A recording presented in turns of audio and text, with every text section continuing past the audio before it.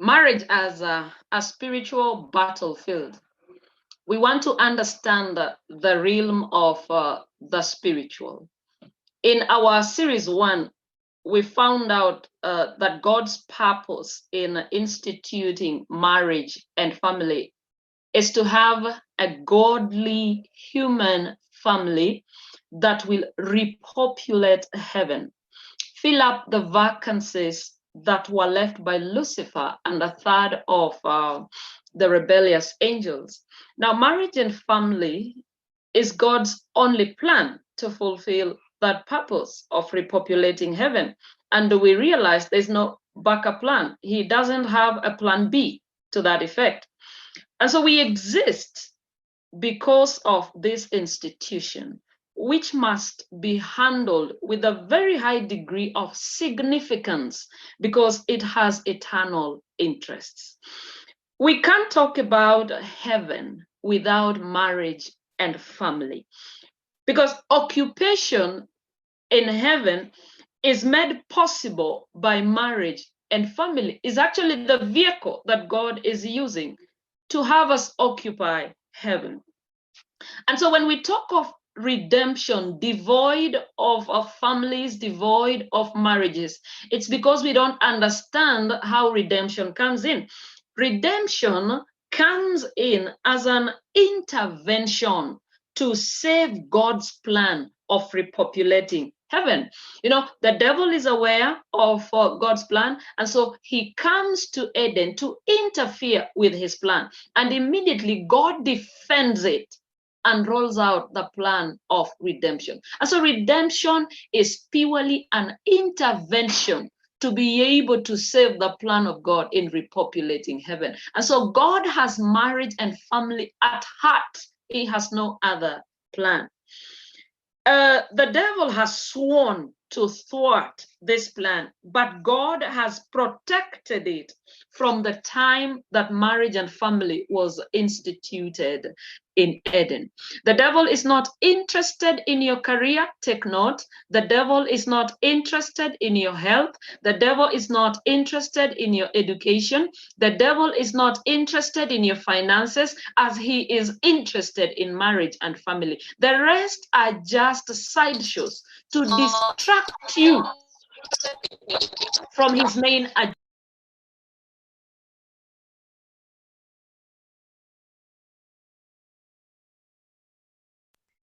You are muted, Pastor. The host is muting. Okay, I am back. Someone is muting me Sorry. unknowingly. If you, let me just have a request that Benson, please mute your mic, because I keep muting Pastor when I'm trying to mute Benson.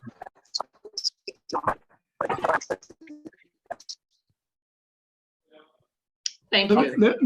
Let me advise. The host, just below your screen, there are 3 dots. Just click on those 3 dots. There's a place that has a tick written, allow others to uncheck.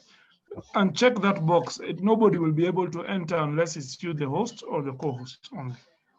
Okay. I think we can now continue. Thank you, Stan.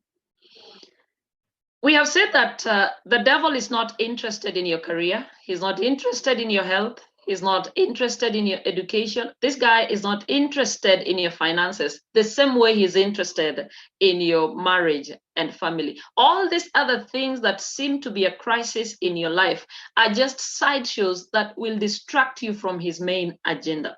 There's a great controversy that is going on between God and Satan over this same institution, because it is God's plan for replacement of Satan and the third of the angels that rebelled in heaven. The devil must contend, listen carefully, because he can no longer be received into heaven, and there is no possibility of his being reinstated in the favor of God.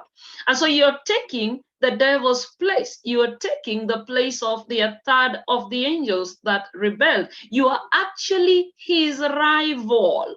And so he must manifest his malice with increased hatred and fiery vehemence.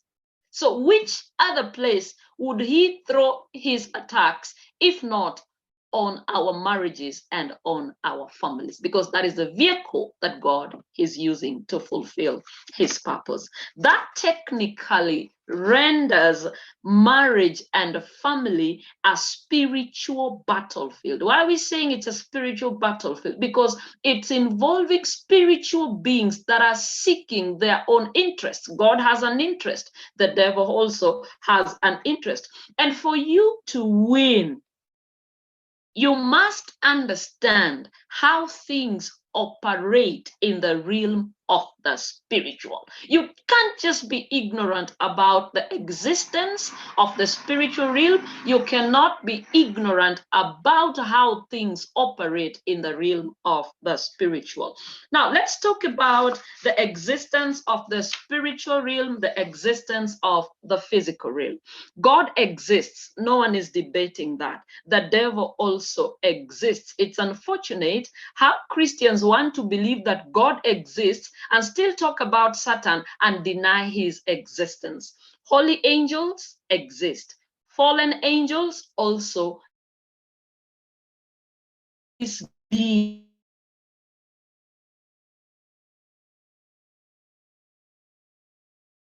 real.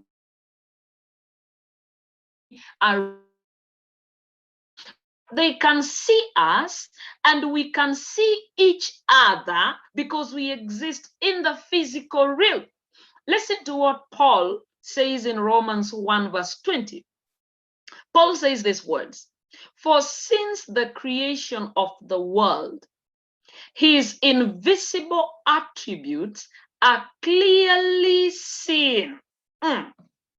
For since the creation of the world, his invisible attributes are clearly seen, being understood by the things that are made. That how do we clearly see the invisible attributes of God? We see them through the things that he has made. What is Paul talking about?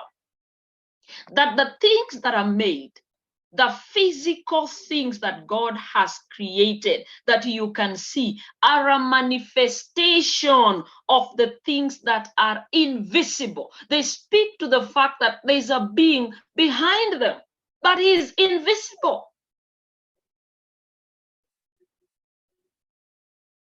That should deepen your understanding in the existence of spiritual and physical realms. Number two, you need to understand that whereas we have the spiritual realm and the physical realm, you need to know that these two coexist.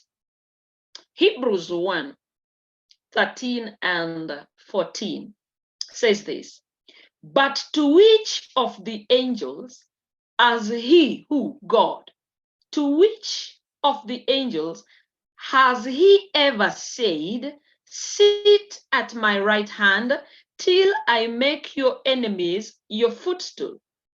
Are they not all ministering spirits sent forth to minister for those who will inherit salvation?" That, listen to what Paul is saying. That statement, the statement that says, "Sit at my right hand till I make your enemies your footstool," that statement was only made to Christ. So Paul is reiterating it and asking, to which of the angels did God say this kind of statement? None. He's saying for the rest of the angels, they are ministering spirits sent forth to minister for those who will inherit salvation.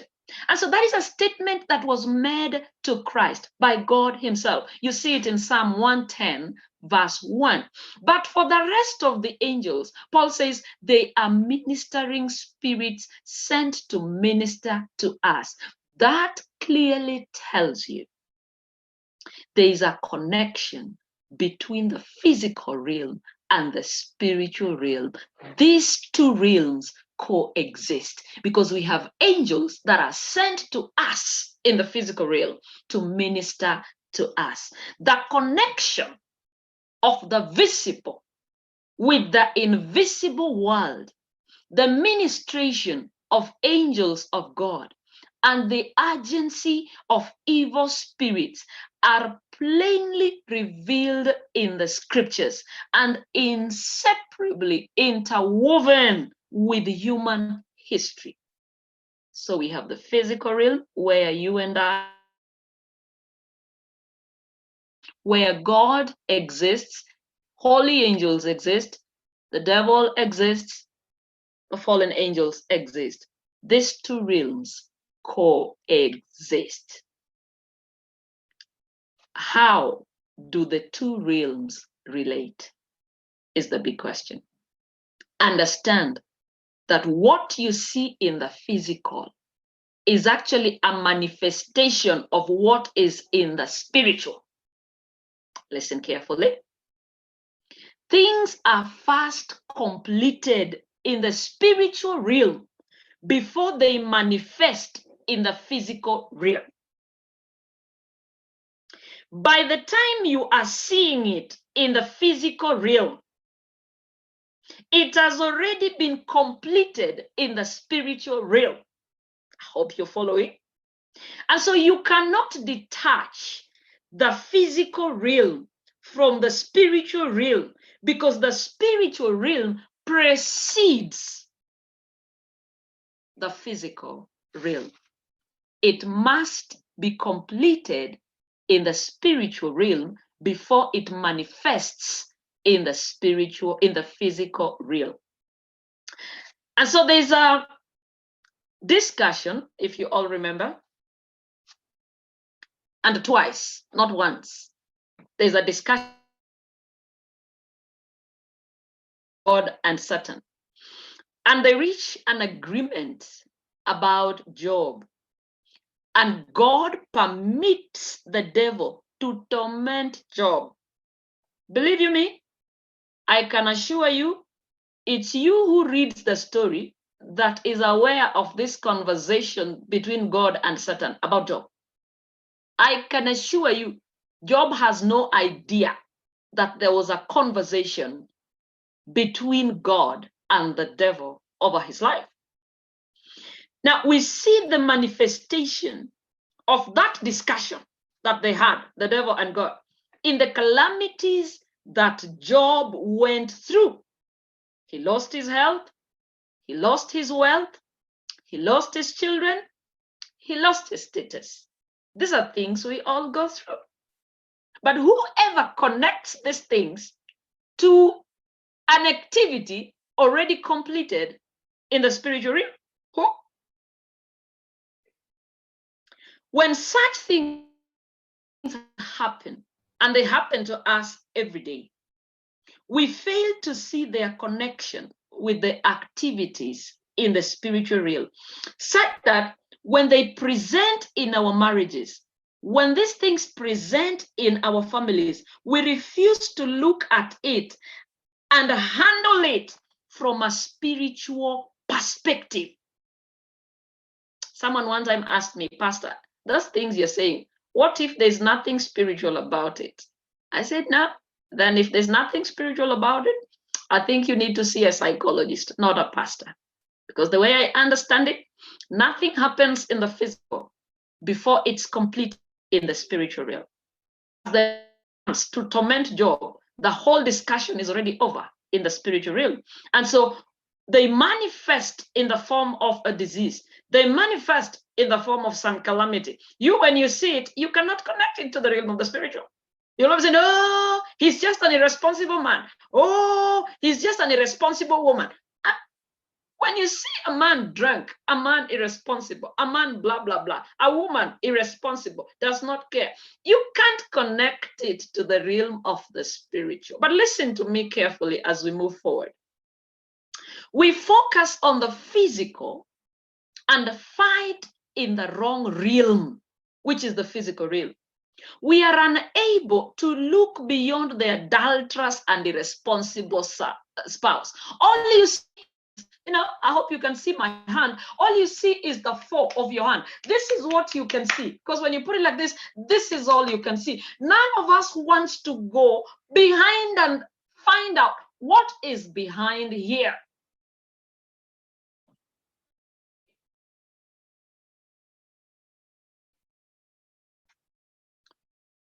So we are unable to look beyond the adulterous and irresponsible spouse. We are unable to look beyond his drinking problem or her drinking problem. We are unable to look beyond the wayward child. We focus on what we can see in the physical, not knowing that what you are seeing was cooked, thoroughly baked, and completed in the spiritual realm. What you see is a manifestation in the physical.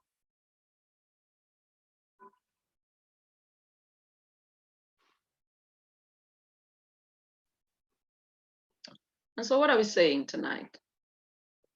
Is that you need to shift your battle from the... One of this series will look at that. We need to shift our battle from the physical realm and move into the spiritual realm where the real battle is.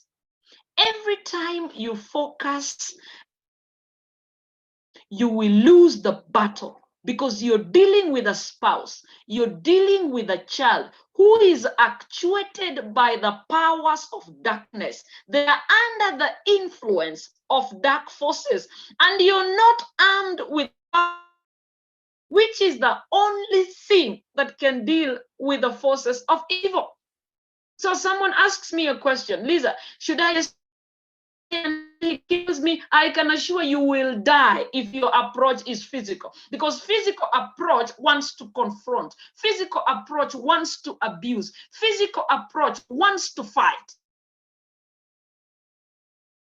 What is this? Why you can't take my call? You are with some other woman. That is a physical approach. I mean, I must speak my mind. Someone asked me, Lisa, when you don't tell him what you're thinking, I do.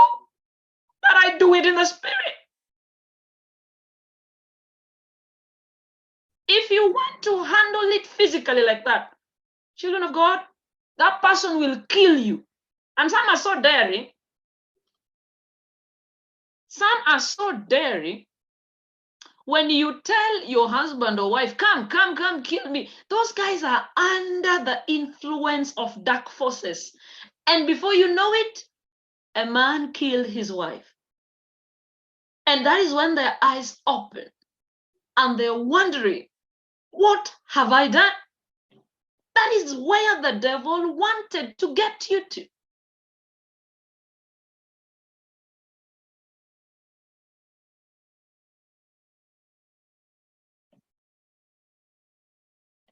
Your victory lies solely in fighting this battle in the spirit realm. That is where you can actually shut down the activities being planned and completed in the spiritual realm. You can be sure of that. If you want to fight in the physical, the devil is always ahead of you. Always. Anytime you want to approach it physically, it means, let this way, the devil has concocted something and then it manifests in the physical. You battle it out in the physical, and you know so well you can't win. As you battle it out, is concocting trouble 2. You're not done with trouble 1, pushes it it manifests as trouble 2. So you have trouble 1, trouble 2, still focusing on the physical, concocts trouble 3. The battle is not in the physical realm.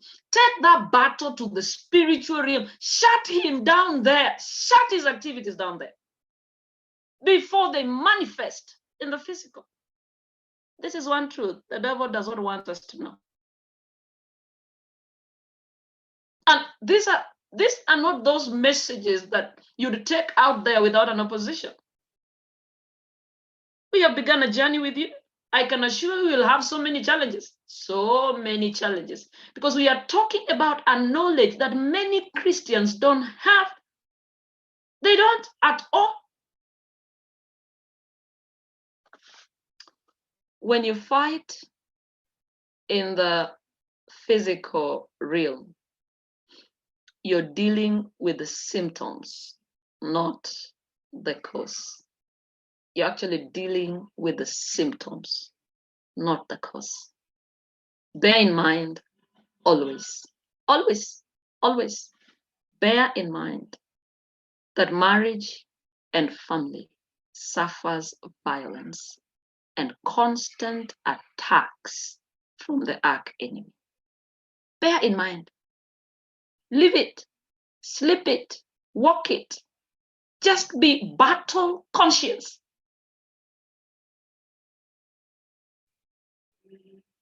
I call it wearing a battle sensitivity and being war conscious. You can't just walk around like the devil died a long time ago. And we have treated marriage and family as an earthly affair. It has nothing to do with heaven, nothing. Today, I'm here to let you know that is the vehicle that God is using to get us to heaven.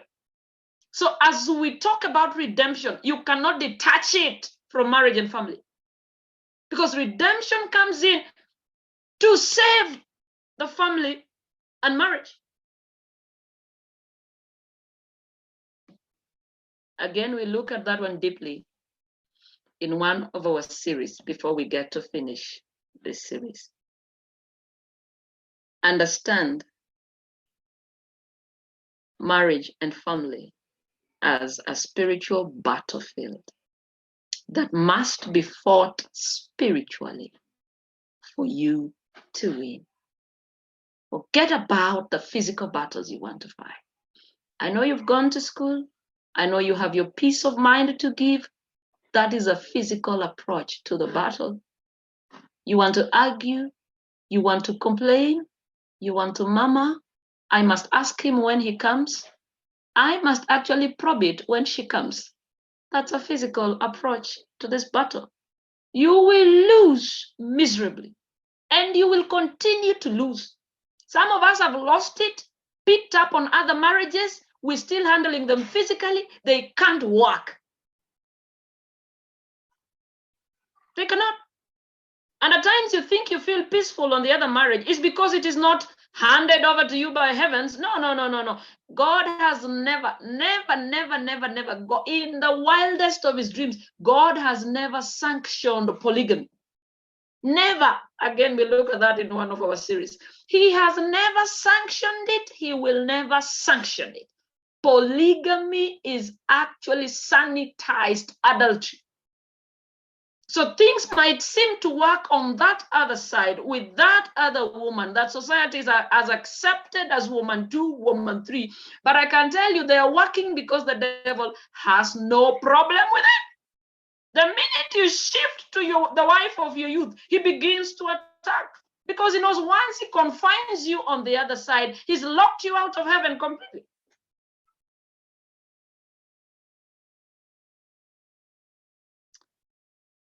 I've said understand marriage and family as a spiritual battlefield that must be fought spiritually for you to win. I talk to many who have issues in their marriages. They want to opt out because some want a divorce. Talk to someone and I told that this is the stand of God in divorce. So if you have decided to, then be willing to do what God advises when you divorce. Just be willing. Because the Bible does not approve of divorce. The Bible says if you choose, because we have choice as a privilege, then you must be willing to stay single. This person told me, no. I'm fed up with marriage. Fed up. I don't want to talk about it. I'm willing to be single for the rest of my life. This person calls me a few months ago and tells me, I have something to tell you, Pastor. I hope you can advise me. I say, okay, fine, go ahead. So there's this guy who wants me. I say, end that conversation there. Yeah, end it there. Just end it there. Because we cannot pray for what God has not sanctioned. I cannot advise what God has not sanctioned. Today I met someone who's a widow, strong church member, and tells me, you know what, Pastor, there's something I wanted to tell you, but I'm on with the plans. I went to see my father to help me think. So what is it? I want to remarry. I say, kudos. You want to remarry? There's no problem. The Bible allows it. But Paul says you are better if you are single. But you're allowed to remarry. I said, now who's the guy? Say, I need, in the Luo, a woman who's a widow and has no home. Normally we say our worry is where will they be buried? And that is why I told you when we began this series, we are having a biblical perspective to things. It transcends your culture. So people are more worried about where they will be buried.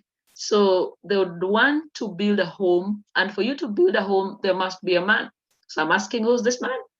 And she's telling me, it's someone with a family. So I'm coming in as a second wife. Did you say second wife? Did you say second wife? And I said, quit those plans as soon as yesterday. Because we're not going to pray about them. We're not going to ask God anything about it. They're called prayers that disturb God. You know his will. Why do you want us to untwist him? He cannot be untwisted. The widow was all over who need wives. Why can't you pick one who's not committed to someone else? You're walking into a home and you're going to tear that home apart. You guys, you can tell me, those that are in this meeting, tell me which polygamous home people have peace. Tell me. Which one? If it is not witchcraft, it is sibling rivalry and people fighting left, right, center. Is that what you want to get into? Of course, times are tough, as she explains that times are really tough. I say they're tough, and the devil is manifesting his plan in your life so that he can push you to the wall and make a wrong decision. I pray we act like Job. When he took away Job's family, and then he took away his wealth, and then he took away his health. Do you know he also took away his wife? And she came bragging, why don't you just abuse this God and you die? That was the devil speaking through Job's wife. And Job notices that the devil, you can take anything, you can take everything you want, but there's one foundation I will not permit you to take, and that is God. You can pick this, you can pick this, you can pick this, but down here is God.